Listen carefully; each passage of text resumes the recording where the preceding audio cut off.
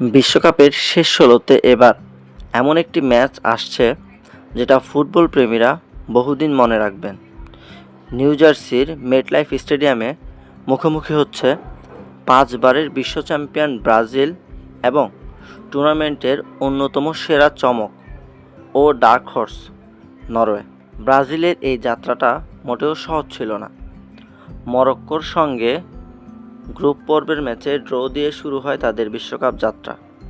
এরপর হাইতি ও স্কটল্যান্ডকে হারিয়ে নকআউট নিশ্চিত হয় ব্রাজিলের। শেষ 32 ম্যাচে জাপানের বিপক্ষে পিছিয়ে পড়েও গ্যাব্রিয়েল মার্তিনেলির 95তম মিনিটের জয়সূচক গোলে 2-1 নাটকীয় জয় পায় ব্রাজিল।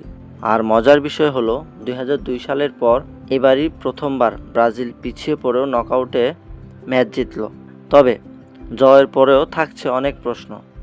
জাপানের বিপক্ষে প্রথমার্ধে স্পষ্টতই ব্রাজিল খুবই বাজে খেলেছে। মাঝমাঠের নিয়ন্ত্রণ তো ছিলই না, সাথে লুকাস পাকেতা ও ক্যাসমিরোর ইনজুরি সংখ্যা রয়েছে ব্রাজিলের। তবে সুখবর হলো রাফিনহা ইনজুরি সংখ্যা কিছুটা কমেছে এবং এই ম্যাচে ডাগআউটে তাকে দেখা যেতে পারে। আক্রমণের ভরসা নেইমার গত ম্যাচে মাঠে না নামলেও এই ম্যাচে নেইমারকে আরও বেশি সময় দিতে পারে কোচ আনচেলত্তি। এদিকে আক্রমণের ভরসার কেন্দ্রবিন্দু ভিনিসিয়াস জুনিয়র। বিশ্বকাপে তিনি ইতিমধ্যেই 4 গোল করেছেন, একটি অ্যাসিস্টও রয়েছে তার।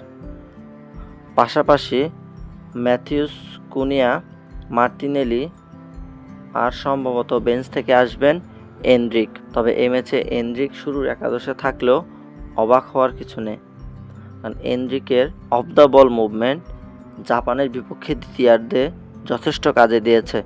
এই ম্যাচেও হয়তোবা তার থেকে আমরা এরকম কোনো পারফরমেন্স দেখতে পারবো। নেইমারের কথা বলতে গেলে 34 বছর বয়সী এই তারকা স্কোয়াডে থাকলেও এখন পর্যন্ত মাত্র 14 মিনিট মাঠে কাটিয়েছেন। তবে এই 14 মিনিটে তিনি অনেকগুলো সুযোগ এবং কি পাস জেনারেট করতে পেরেছেন। দেখার বিষয় আজকে মাঠে নামার সুযোগ হলে তার অ্যাপ্রোচটা কীরকম হয়।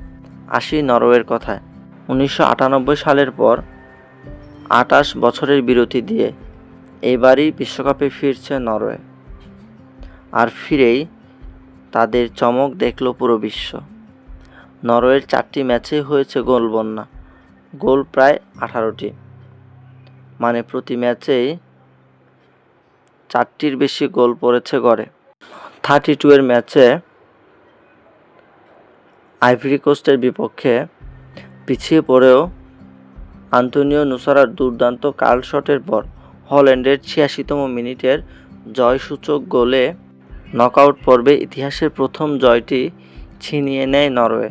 এই ম্যাচে হল্যান্ড নামটাই ব্রাজিলের জন্য খুবই আতঙ্কের। প্রিমিয়ার লিগে 132 ম্যাচে রয়েছে 112 গোল। তবে জাতীয় দলের জার্সিতে হল্যান্ড যেন আরও দুর্ধর্ষ। 53 ম্যাচে ইতিমধ্যে 60 গোল রয়েছে তার নামের পাশে। পাশাপাশি আছেন অধিনায়ক মার্টিন ওডেগার্ড। এই বিশ্বকাপে টানা 3টি ম্যাচে অ্যাসিস্ট করেছেন তিনি, যা 2010 সালে ডার্ক উইটের পর প্রথম কোনো খেলোয়াড় এই কীর্তি গড়লেন। এখন আসা যাক ব্রাজিল নরওয়ের হেড টু হেডের পরিসংখ্যানে। বিষয়টি অবিশ্বাস্য হলেও সত্য যে ব্রাজিল নরওয়ের 4 বারের দেখায় এখন পর্যন্ত নরওয়েকে হারাতে পারেনি ব্রাজিল। 1998 বিশ্বকাপে ব্রাজিল 78 মিনিট পর্যন্ত এগিয়ে ছিল, কিন্তু শেষ পর্যন্ত 2-1 হার নিয়ে ফিরতে হয় তাদের। সেই নরওয়ে দলের কোচ ছিলেন বর্তমান নরওয়ে কোচ স্টালে সলবাকেন নিজেই। বর্তমান নরওয়ের স্কোয়াডের মাত্র 9 জন খেলোয়াড় সেই ঐতিহাসিক জয়ের সময় জন্মগ্রহণ করেছিলেন, যা বোঝা যায় নরওয়ের বর্তমানে দলটি কতটা তরুণ। কিন্তু সেই স্মৃতি তাদের অনুপ্রাণিত করছে এবং ব্রাজিলকে এই ম্যাচও হারানোর জন্য তাদের রসদ হিসেবে কাজ করছে। মাঠে কেমন হতে পারে ব্রাজিলের খেলা, মাঠে কেমন লড়াই দেখতে পারি দু দলের।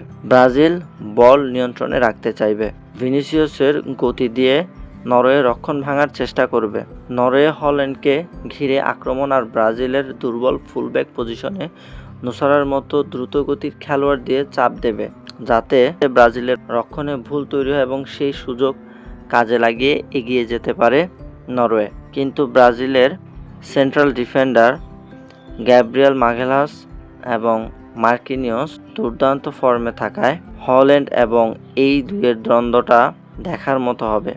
প্রিমিয়ার লিগে মাঘেলাস এবং হল্যান্ডের 11 ওভারের দেখায় 6 বারই গোল করতে সক্ষম হয়েছেন এই নরওয়েজিয়ান তারকা। জাতীয় দলে তার সেই সাফল্য ধরে রাখতে পারে কিনা সেটি এবার দেখার বিষয়। কাগজে কলমে ব্রাজিল এগিয়ে থাকলেও ইতিহাস বলছে নরওয়েকে ছোট করে দেখার সুযোগ নেই। ভিনিসিয়াস বনাম হল্যান্ড, অভিজ্ঞতা বনাম ক্ষুধা, ঐতিহ্য বনাম উত্থান, এই শেষ 16 লড়াইটা হতে পারে এবারের বিশ্বকাপের অন্যতম সেরা একটি ম্যাচ। উত্তর দেবে মেটলাইফ স্টেডিয়ামের মাঠ। আমার প্রেডিকশন, আজকে ব্রাজিল 3-1 এই ম্যাচটি জিতে নেবে। আপনার প্রেডিকশন কমেন্ট বক্সে জানিয়ে দিন।